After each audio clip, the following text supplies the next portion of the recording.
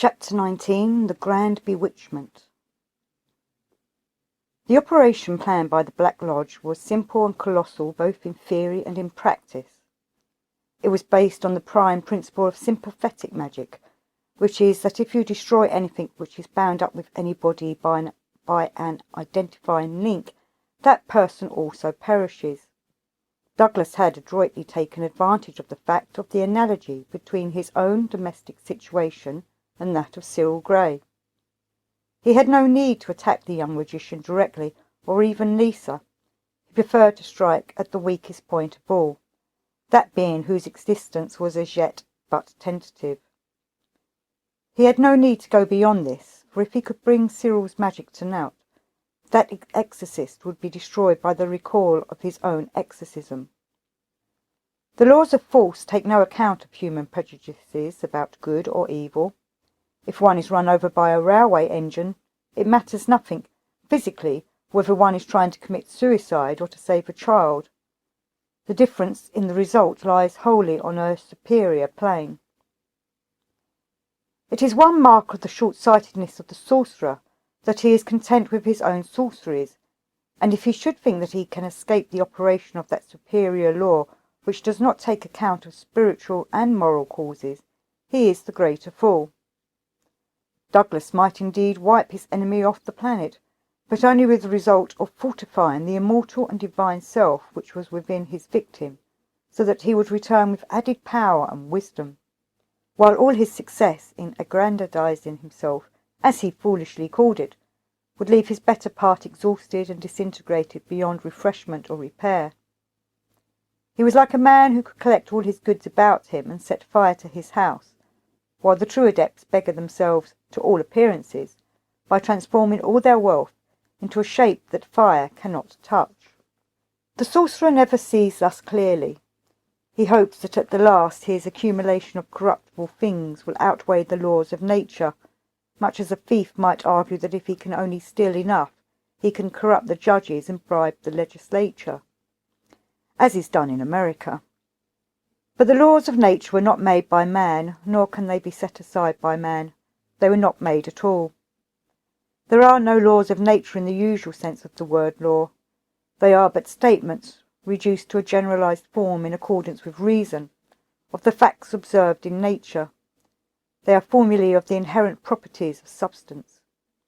It is impossible to evade them, or to suspend them, or to counteract them, for the effort to do so is in itself in accordance with those laws themselves, and the compensation, though it be invisible for a time, is adjusted with an exactitude absolute, because independent of every source of error.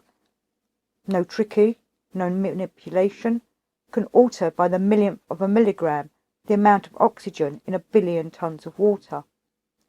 No existing thing is ever destroyed or magnified or lessened, though it changed its form as it passes from one complexity to another. And if this be true of an atom of carbon, which is but one of the ideas in our minds, how much more is it true of that supremely simple thing which stands behind all thought, the soul of man? Doubt that? The answer comes, who doubts? The sorcerer is perhaps at best trying to create a performance of his complexities, as who should try to fashion gold from the dust heap. But most sorcerers do not go so deeply into things. They are set upon the advantage of the moment. Douglas probably did not care a snap of the fingers for his ultimate destiny. It may be that he deliberately avoided thinking of it. But however that may be, there is no doubt that at this moment he was ruthlessly pursuing his hate of Cyril Grey. For great operations, the set pieces of his diabolical pyrotechnics, the sorcerer had a place set apart and prepared. This was an old wine cellar in a street between the Seine and the Boulevard Saint-Germain. The entrance was comparatively reputable, being a house of cheap prostitution which Douglas and Ballock screened behind a woman, owned between them. Below this house was a cellar where the Apaches of Paris gathered to dance and plot against society, so ran the legend, and 2 burly sergeants de ville, with fixed bayonets and cocked revolvers lying on the table before them, superintended the revels.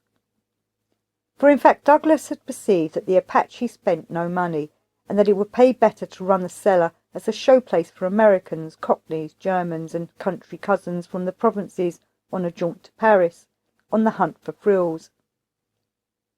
No one more dangerous than a greengrocer had crossed that threshold for many a long year, and the visible Apaches, drinking and swearing, dancing in alleged can-can, and occasionally throwing bottles and knives at each other, were honest folk painfully earning the exiguous salary which the long firm paid them.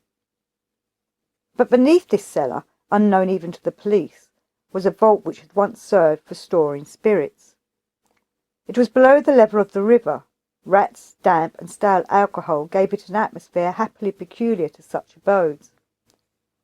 There is no place in the world more law-abiding than a house of ill fame, with the light of police supervision constantly upon it, and the astuteness of the sorcerer in choosing this for his place of evocation was rewarded by complete freedom from disturbance or suspicion. Anyone could enter at any hour of day or night, with every precaution of secrecy, without drawing more than a laugh from the police on guard. The entrance to the sorcerer's den was similarly concealed by cunning, not by more obvious methods. A sort of cupboard shelf, reached by a ladder from the dancing cellar and by a few steps from one of the bedrooms in the house above, was called Trotman's Refuge, it being said that the celebrated murderer once had lain concealed there for some days. His autograph and some bad verses, all contributed by an ingenious cabaret singer, was shown upon the walls. It was therefore quite natural and unsuspicious for any visitor to climb up into that room, which was so small that it would only hold one man of average size. His non-reappearance would not cause surprise. He might have gone out the other way. In fact, he would naturally do so.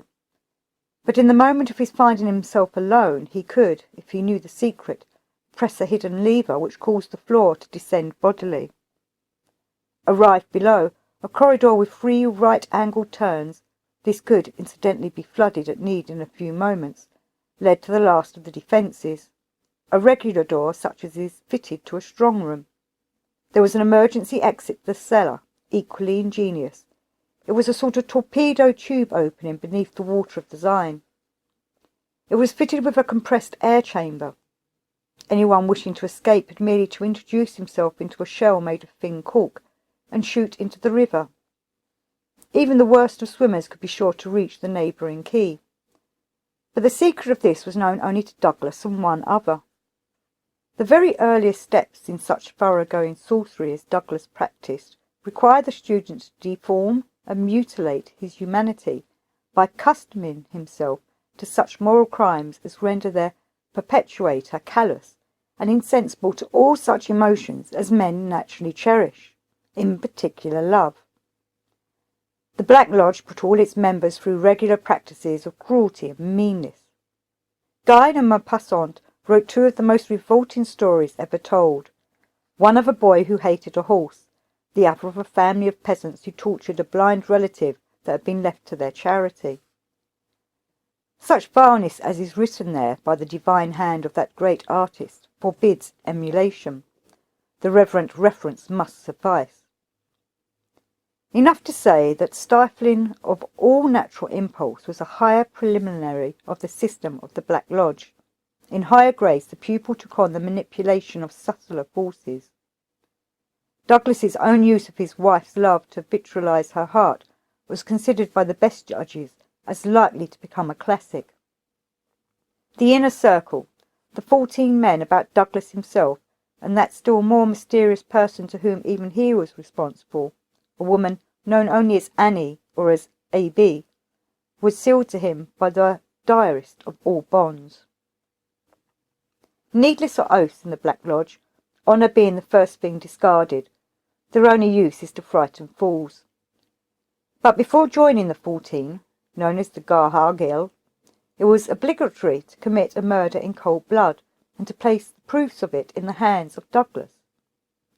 Thus each step in sorcery is also a step in slavery, and that any man should put such power in the hands of another, no matter for what hope of gain, is one of the mysteries of perverse psychology.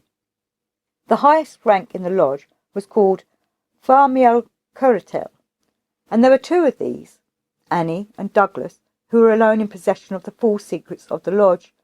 Only they and the 14 had keys to the cellar and the secret of the combination. Beginners were initiated there, and the method of introducing them was satisfactory and ingenious. They were taken to the house in an automobile, their eyes blinded by an ordinary pair of motor goggles, behind whose glass was a steel plate. The cellar itself was arranged as a permanent place of evocation. It was a far more complex device than that used by Visquet in Naples, for in confusion lay the safety of the lodge. The floor was covered with symbols, which even the 14 did not wholly understand. Any one of them, crossed inadvertently, might be a magical trap for a traitor, and as each of the 14 was exactly that, in fact, had to be so to qualify for supreme place, it was with abject fear that this unholy of unholies was guarded.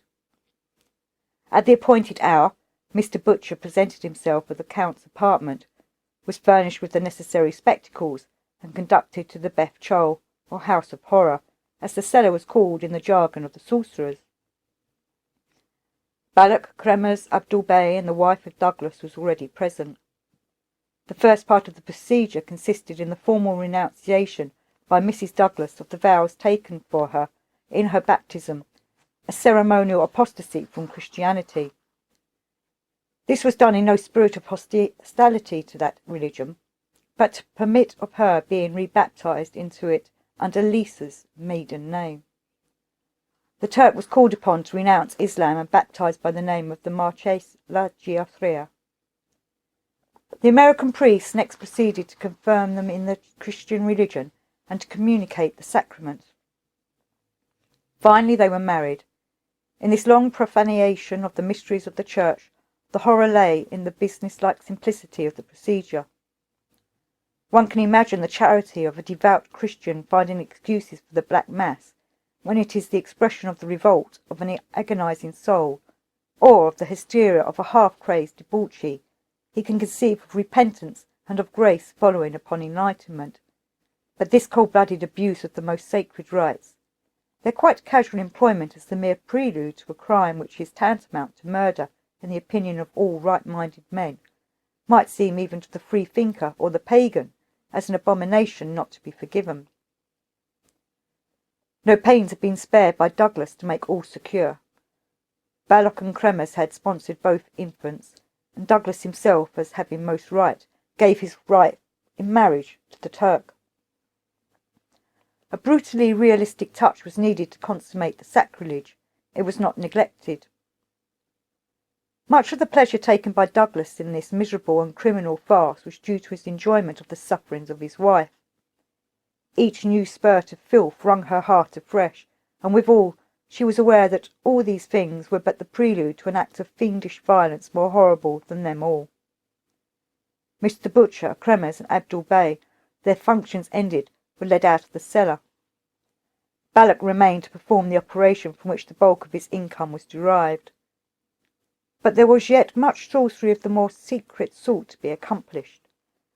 Douglas, who was up to now had confined himself to intense mental concentration upon the work, forcing himself to believe that the ceremonies he was witnessing were real instead of mockery, that his wife was really Lisa and Abdul really the Marchese, now came forward as the heart and brain of the work.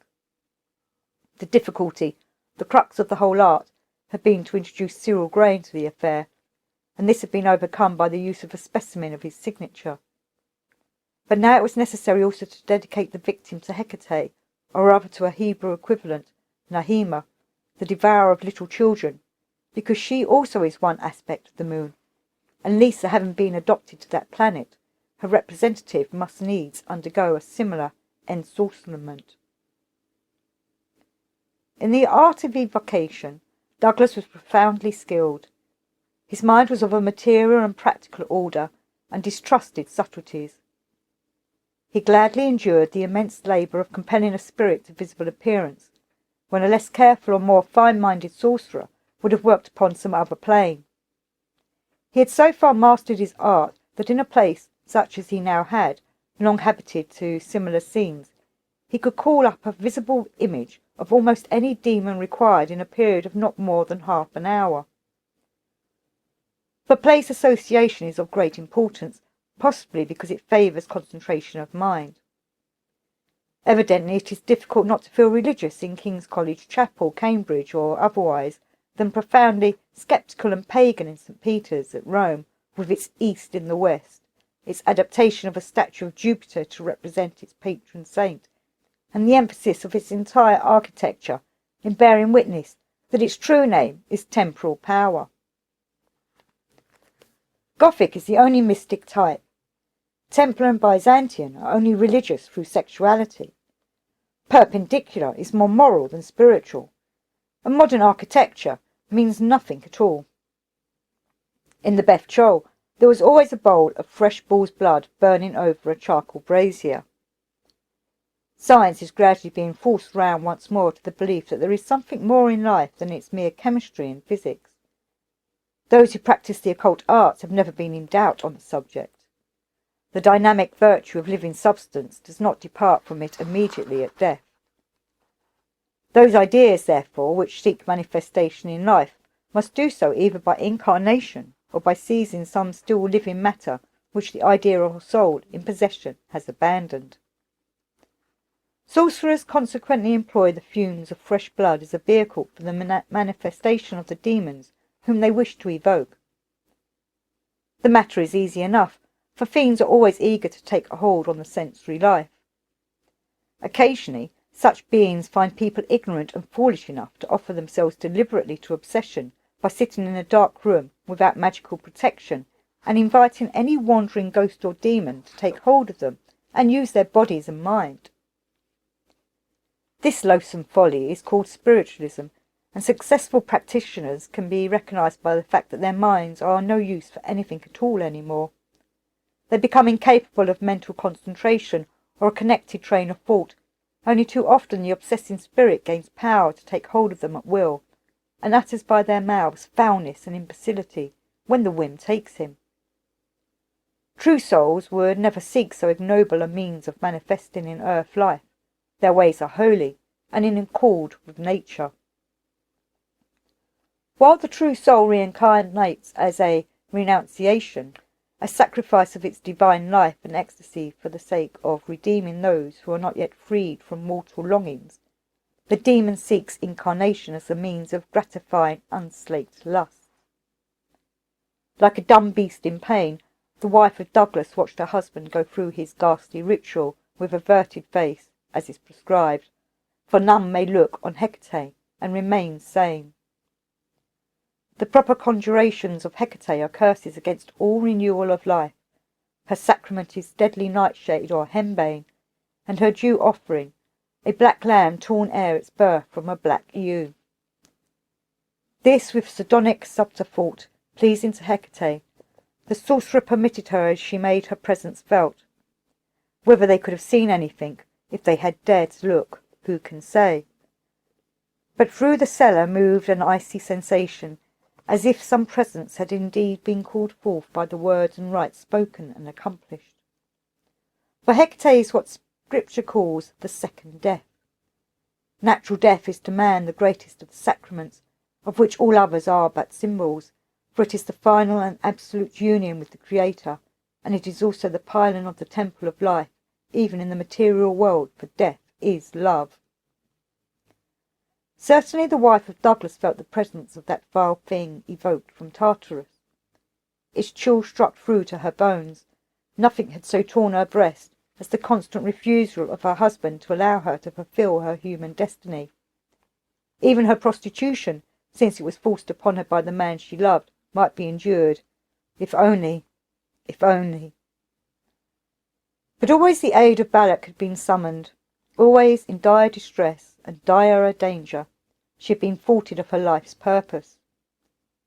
It was not so much a conscious wish, though that was strong, as an actual physical craving of her nature, as urgent and devouring as hunger or thirst. Balak, who had been all his life high priest of Hecate, had never been present at an evocation of the force that he served. He shuddered, not a little, as the sorcerer recited his surgical exploits, the credentials of the faith of her servant then present before her. He had committed his dastardly crimes wholly for gain and as a handle for blackmail. The magical significance of the business had not occurred to him at all. His magical work had been almost entirely directed to the gratification of sensuality in abnormal and extra-human channels. So while a fierce pride now filled him, there was mingled with it a sinking of the spirit, for he realized that its mistress had been sterility and death, and it was of death that he was most afraid. The cynical calm of Douglas appalled him. He recognized the superiority of that great sorcerer, and his hope to supplant him died within his breast. At that moment Hecate herself passed into him, and twined herself inextricably about his brain. He accepted his destiny as her high priest. In future he would do murder for the joy of pleasing her. All other mistresses were tame to this one. The thrill of Faggy caught him, and in a very spasm of maniacal exultation he vowed himself again and again to her services. She should be sole goddess of the Black Lodge, only let her show him how to be rid of Douglas. Instantly the plan came to him. He remembered that Annie was high priestess of Hecate in a greater sense than himself, for she was notorious as an open advocate of this kind of murder. Indeed, she had narrowly escaped prison on this charge. He would tempt Douglas to rid himself of Annie, and then betray him to her. So powerful was the emotion that consumed him that he trembled with excitement and eagerness. Tonight was a great night. It was a step in his initiation to take part in so tremendous a ceremony. He became nervously exalted. He could have danced. Hecate, warming herself in his old bones, communicated a devilish glee to him. The moment was at hand for his renewed activity. Hecate, mother only of death, devourer of all life, cried Douglas in his final adjuration, as I devote thy chill to this secret spring of man, so be it with all that are like unto it, even as it is with that which I shall cast upon thine altar, so be it with all the offspring of Lisa la Giafrea. He ended with the 13th repetition of that appalling curse, which was written in Greek. Calling upon her that dwelleth in the void plain, the inane, terrible, inexorable, maker of horror and desolation, hated of the house that prospereth, and devoting the signified and sealed, named and unnamed, to destruction. Then he turned to Balak and bade him act. 3 minutes later the surgeon gave a curse and blanched, as a scream, despite herself, burst from the bitten lips of the brave woman who lay upon the altar. "Why couldn't you let me give an anaesthetic?" he said angrily. "What's wrong? Is it bad?" "It's damn ugly. Curse it, not a thing here that I need." But he needed nothing. He had done more even than he guessed.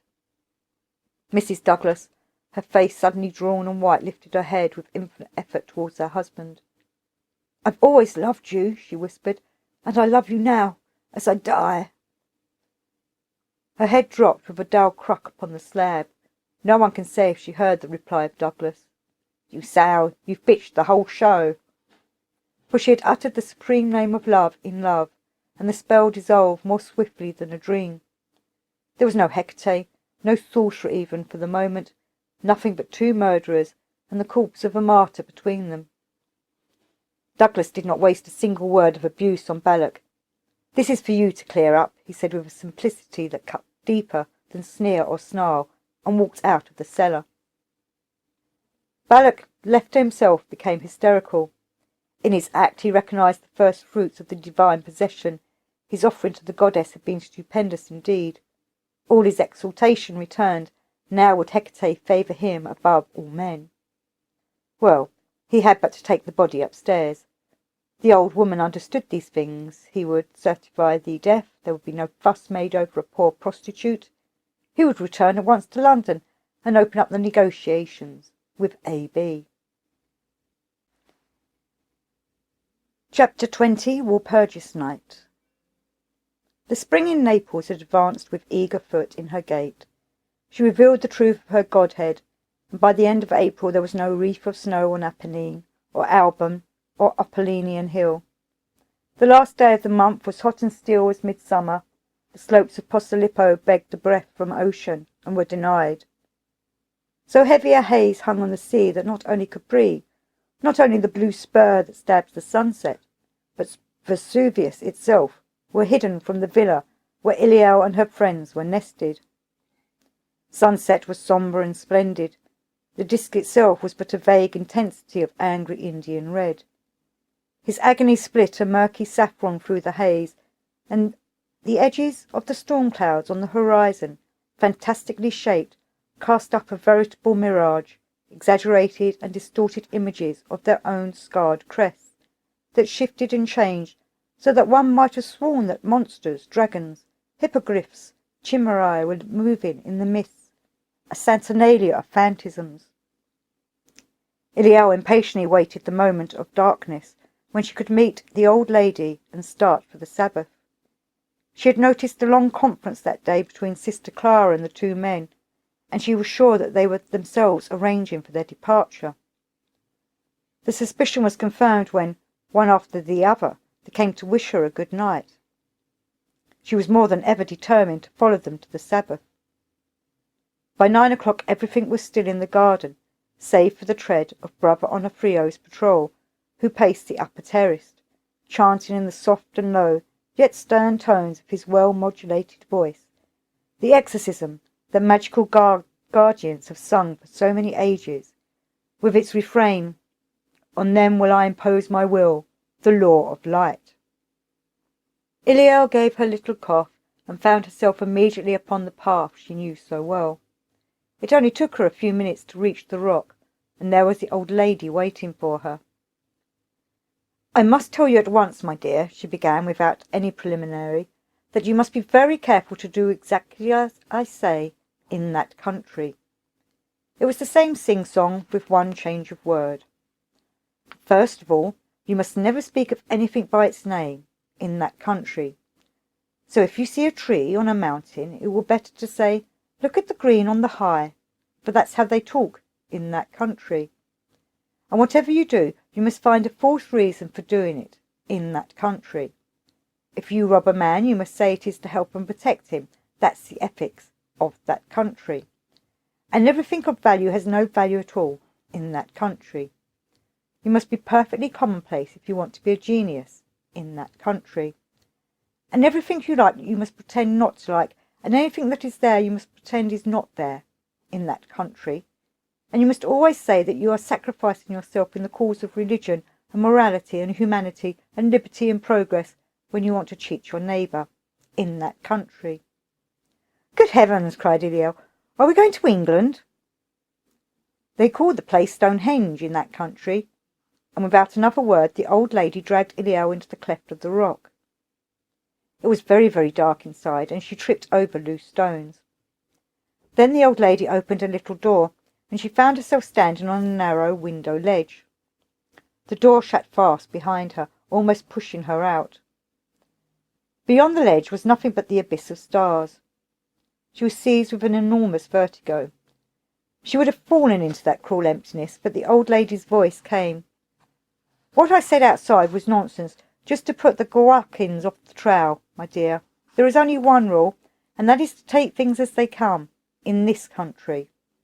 She pushed Iliel deliberately from the window-sill. With a scream she flew through the blackness.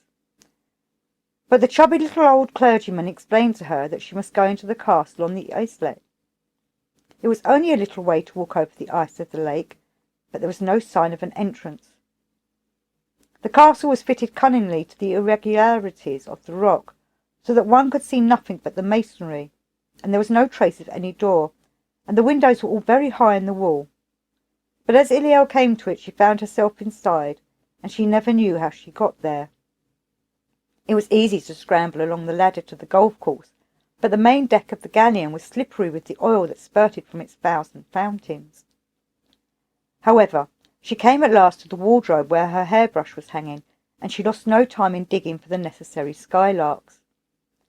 At last the way was clear.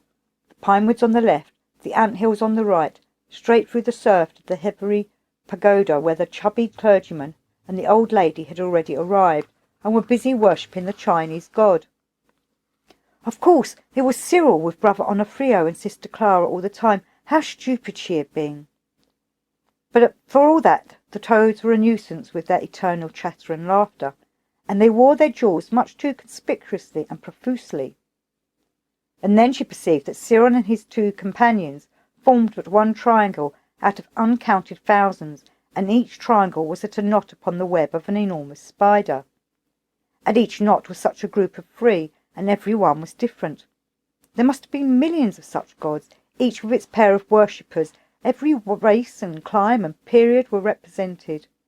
There were the gods of Mexico and of Peru, of Syria and Babylon, of Greece and Rome, of obscure swamps of Ethiopia, of deserts and mountains. And upon each thread of the web, from knot to knot, danced incredible insects and strange animals and hideous reptiles.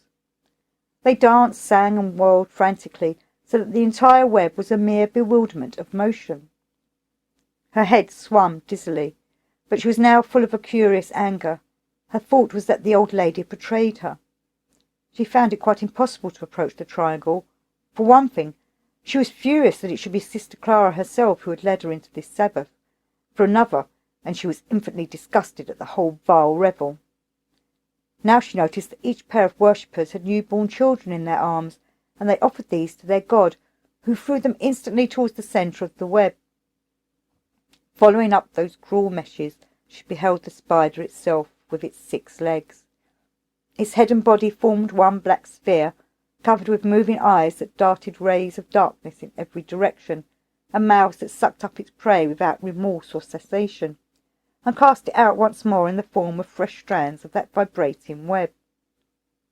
Iliel shuddered with the horror of the vision. It was to her a dread unspeakable, yet she was hypnotized and helpless. She felt in herself that one day she too must become the prey of that most dire and demonic power of darkness. As she gazed, she saw that even the gods and their worshippers were morsels for its mouth. Ever and anon she beheld one of the legs crooked round a triangle and draw it, god, shrine, and worshippers, into the blackness of the spider's bloated belly.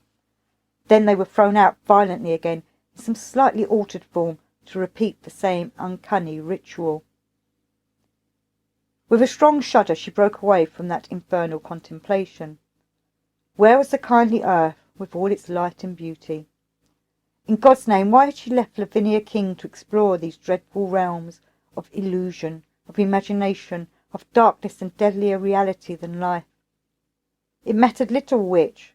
The one thing needful was to turn again to humanity, to the simple, sensible life that she had always lived.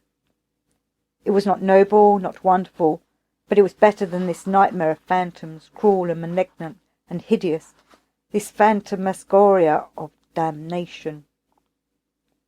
She wrenched herself away. For a moment she lost consciousness completely. Then she found herself in her bed at the villa. With feverish energy she sprang from the couch and ran to the wardrobe to put on her travelling dress. It would be easy to drop from the wall of the terrace into the lane. In an hour she would be safe in Naples. And then she discovered that the dress would have to be altered before she could wear it. With vehemence she set instantly to work, and just as she was finishing, the door opened, and Sister Clara stood beside her. "Come, Iliel," she said, "it is the moment to salute my morn."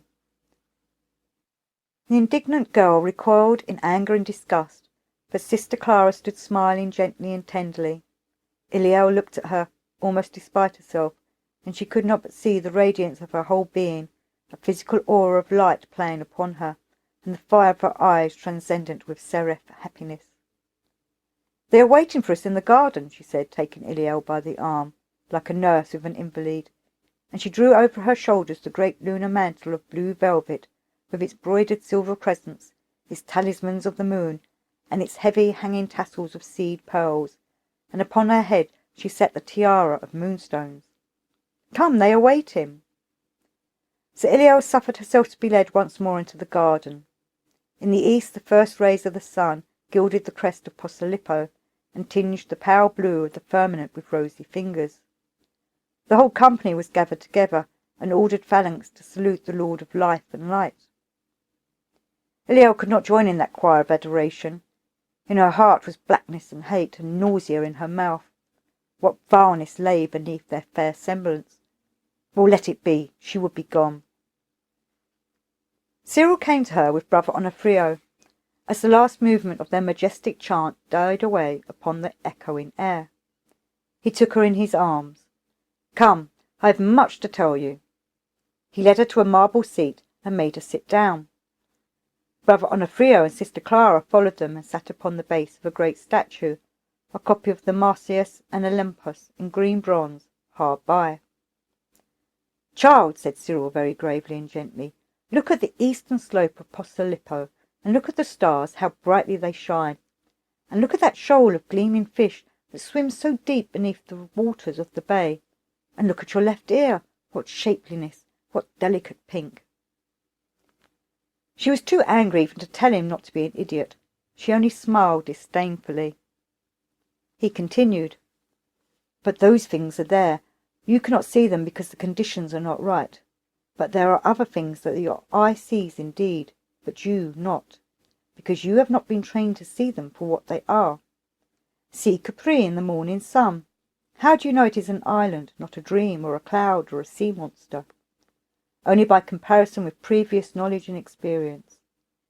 You can only see things that are already in your own mind, or things so like them that you can adjust yourself to the small percentage of difference, but you cannot observe or apprehend things that are utterly unfamiliar except by training and experience.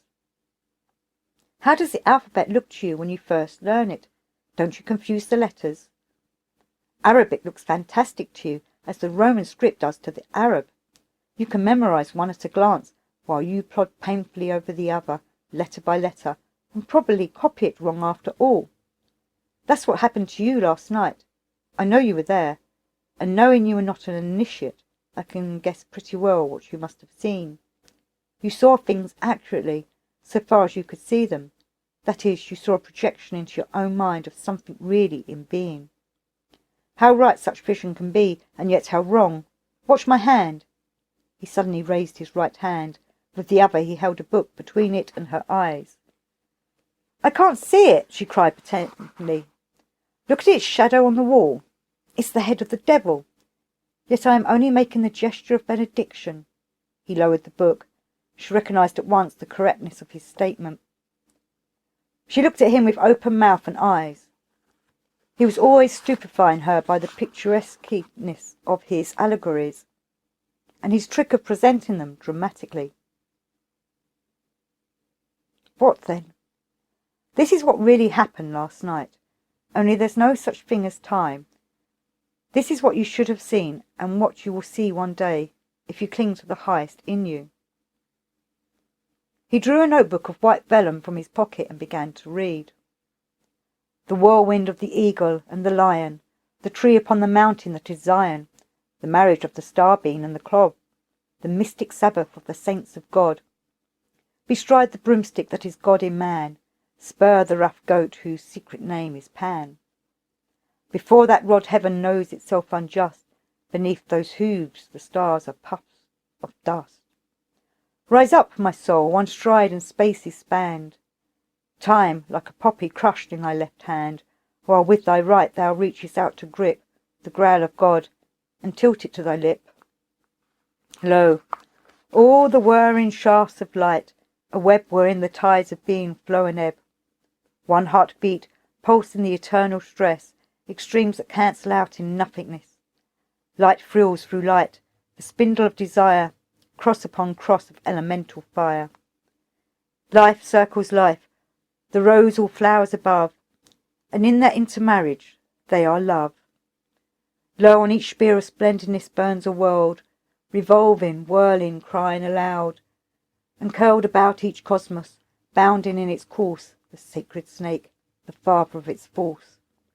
Energized, energizing, self-sustained, man-hearted, eagle-pinioned, lion-maned, exulting in its splendour as it lashes its phoenix plumage to immortal ashes, whereof one fleck, a seed of spirit spun, whirls itself onward and creates a sun. Light interfused with light, a sparkling spasm of rainbow radiance spans the cosmic chasm. Light crystalled in life, life coruscating in light, their mood of magic consummating the miracle of love, and all the awe of need made one with liberty's one law. A fourfold flower of Godhead, leaf and fruit, and seed and blossom of one radiant root, revolving all the being of its bloom into the rapture of its perfume. Star-clustered dew, each fibre of that light, wherein all beings flashes to its flight. All things that live, a cohort and a choir, laugh with the leapings of that fervid fire. Motes in that sunlight, they are drunken of the wine of their own energy of love. Nothing so small, so base, so incomplete, but here goes dancing on diviner feet. And where light crosses light, all loves combine. Behold the God, the worshippers, the shrine, each comprehensive of its single soul, yet each the centre and fountain of the whole. Each one made perfect in its passionate part, each the sum comforts, and each the heart. Always the three in one are interwoven, always the one in three sublimely cloven.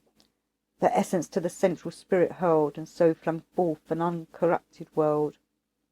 By that which, comprehending in one whole the universal rapture of its soul, abides beyond its own illumination, withdrawn from its imperishable station, upholding all an arm whose falchion flings with every flash a new fledged soul of things, beholding all with eyes whose flashes flood the veins of their own universe with blood, absorbing all, each myriad mouth aflame, to utter the unutterable name, that calls all souls, the greatest and the least, to the unimaginable marriage feast.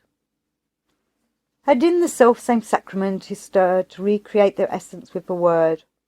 This all, this sire and lord of all, abides behind the unbounded torrent of its tides, in silence of all deed or word or thought, so that we name it not or name it nought. This is the truth behind the lie called God. This blots the heavens and dwells the clod. This is the centre of all spheres, the flame in men and stars, the soul behind the name, the spring of life, the axle of the will, all mover, yet the one thing immobile. Adore it not, it adoreth thee, the shadow shape of its eternity. Lift up thyself, be strong to burst thy bars, for lo, thy stature shall surpass the stars. Cyril put away his book. Language, said he, has been developed from its most primitive sources by persons so passionately concentrated upon the ideal of selling cheese without verbal infelicity that some other points have necessarily been neglected. One cannot put mystic experience into words. One can at best describe phenomena with a sort of cold and wooden accuracy, or suggest ecstasy by very vagueness. You know that line, "A windy star blown sideways up the sky"? It means nothing, if you analyse it, but it gives the idea of something, though one could never say what.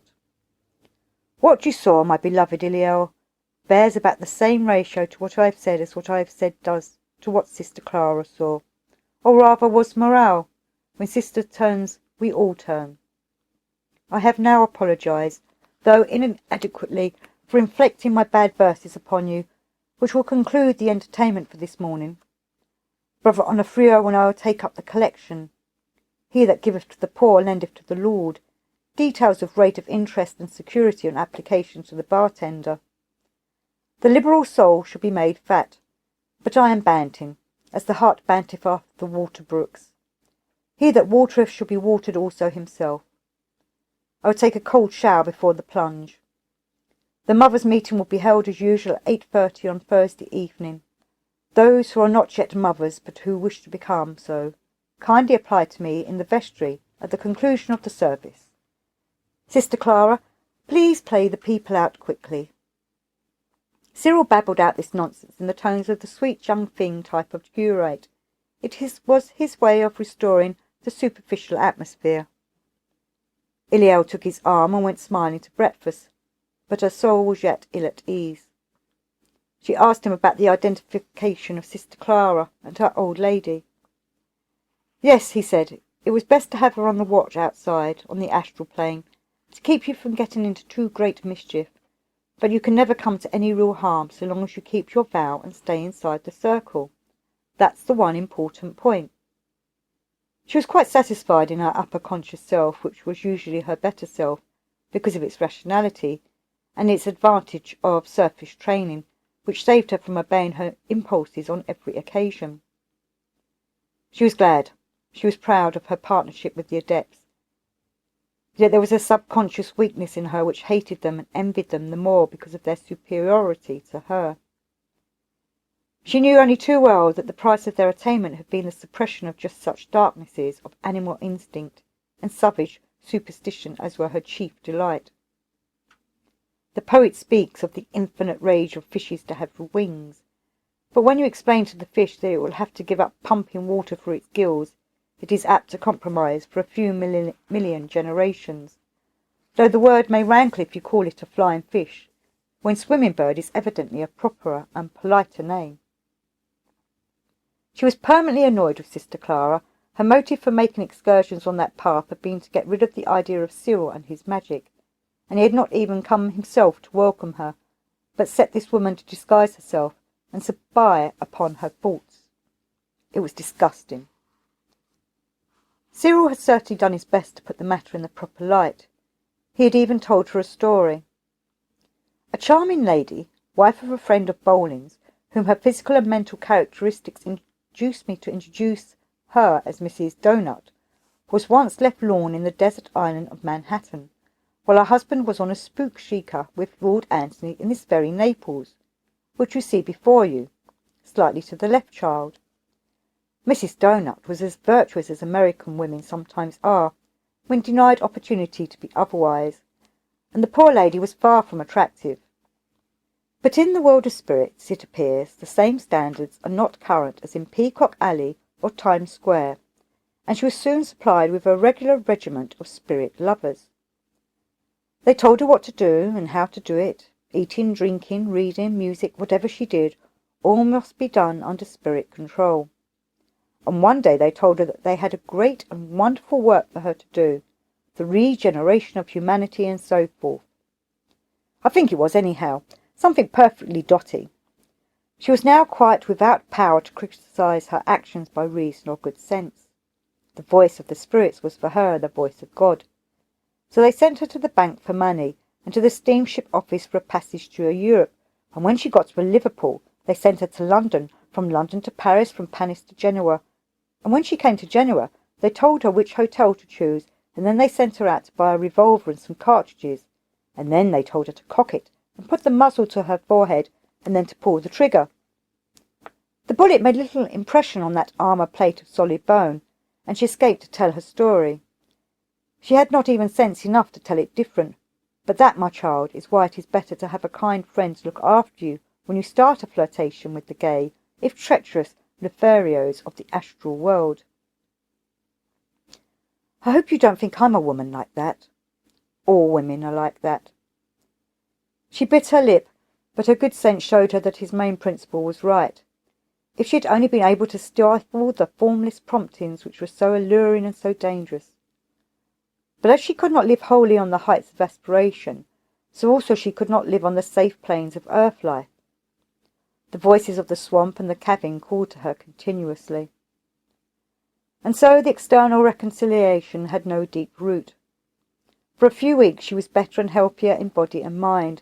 Then she slipped back into her sulks and went fairy-tailing, as she called it, with a very determined mind to be on guard against the interference of Sister Clara. She began to familiarise herself with the laws of this other world, and could distinguish symbols and their meanings to some extent. She could even summon certain forms or banish them. And she set a mighty bar between herself and Sister Clara. She kept herself to the definite creations of her own impulses, would not let herself go except upon some such chosen lines. In her earth life, too, she became more obviously ill-tempered, and as a woman of her type, revenge only means one thing. She amused the garrison exceedingly by attempting flirtations. The rule of the Profess house happened to include the virtue of chastity, which is an active and positive thing, a passion, not that mere colourless abstinence and stagnation which passes in Puritan countries by that name, breeds more wickedness than all the vice on the planet, and at the best is shared by clinkers. She was clever enough to see in a few hours that she was only making herself utterly ridiculous, but this again did not tend to improve her temper, as many devout ladies, from Dido to Potiphar's wife, have been at the pains to indicate to other psychologists. The situation grew daily more strained, with now and then an explosion which cleared the air for a while. The discipline of the Prophet's house prevented the trouble from spreading, but Cyril Gray confided to Brother Onofrio that he was angrier than ever at the efficient way in which Edwin Athwaite and his merry men had been put out of business. "I'd give my ears," said Cyril, "to see Edwin, arm in arm with Lucifuge Rockvalcale, coming up from the bay to destroy us all by the means of the mysterious amulet of Rabbi Solomon, conferring health, wealth, and happiness, with bear complete. Also lucky moles and love charms, price $2.11 free to regular subscribers to the Occult Review." But with June a great and happy change came over Iliel. She became enthralled by the prospect of the miracle that was so soon to blossom on her breast. Her sulkiness vanished. She was blithe and joyous from the day's beginning to its end. She bore fatigue and discomfort without a murmur. She made friends with Sister Clara and talked to her for hours while she plied her needle upon those necessary and now delightful tasks of making tiny and dainty settings for the expected jewel. She clean forgot the irksomeness of her few restrictions. She recovered all the gaiety and buoyancy of youth. Indeed, she had to be cautioned in the mere physical matter of activity. No longer did she indulge morbid fantasies, or take unwholesome pleasure in the contemplation of evil ideas. She was at home in her heaven of romance, the heroine of the most wonderful story in the world. Her love for Cyril showed a tender and more exalted phase. She became alive to her dignity and responsibility. She acquired also a sense of nature which she had never had before in all her life. She felt a brotherhood with every leaf and flower of the garden, told herself stories of the loves of the fishermen whose sails dotted the blue of the bay, wondered what romances were dancing on the decks of the great white liners that steamed in from America to tour the Mediterranean, laughed with joy over the antics of the children who played on the slopes below the garden, and glowed with the vigour of the sturdy peasants who bore their baskets of fish or flowers or their bundles of firewood up or down the lanes which her terraces overlooked. There was one wrinkled fishwife who was perfectly delightful, old and worn with a lifetime of toil. She was cheerful as the day was long. Bowed down as she was by her glittering burden, she never failed to stop and wave a hand and cry, "God bless you, pretty lady, and send you safe and happy day," with the frank warmth of the Italian peasant. The world was a fine place after all, and Cyril Gray was the dearest boy in it, and herself the happiest woman.